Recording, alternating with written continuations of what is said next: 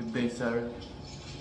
My name is Dick Isiminiano from Balongo, Pangasinan, and I'm 20 years old, born on February 18, 2005.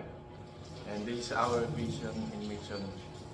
Vision, a leading local university known to develop excellent and virtuous professionals who are catalysts of progress for the both local and global communities. Mission, University of Eastern Pangasinan is dedicated to producing highly competent and morally responsible Europeans through innovation, industry-focused education, sustainable research, and values-based curriculum.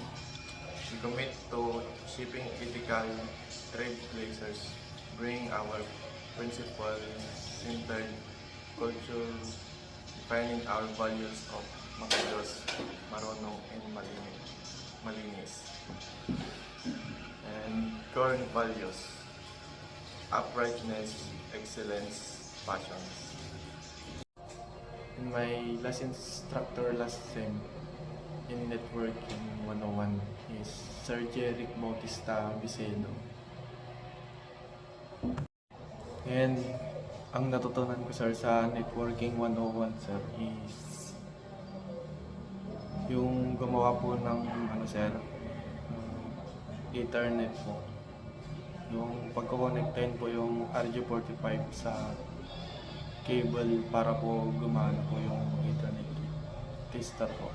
Ethernet tester. And ginawa din po namin, sir, yung kung paano po yung gawin yung crossover, tapos yung isa, sir, yung straight through po na pattern. And tapos ano po, sir, nalaman ko din po yung networking kung ano yung kahulugan mismo, sir. Ano po, sir, ang pinakalawak, sir, na kahulugan ng networking, sir, ay yung proseso po ng pag-connect at pagkikipag-ugnayan sa iba, magipagpalitan po ng mga impormasyon, bumuo ng relasyon, and posible po na makamit ang mga karaniwang layunin.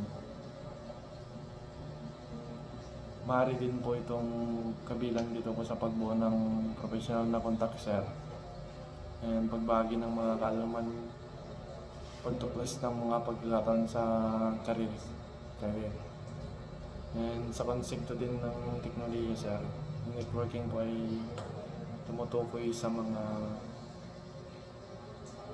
magkakaugnay na sistema, ng mga device na nagbibigay dan sa pagbahagi ng datos at iba pang mapagkukuhanan, sir.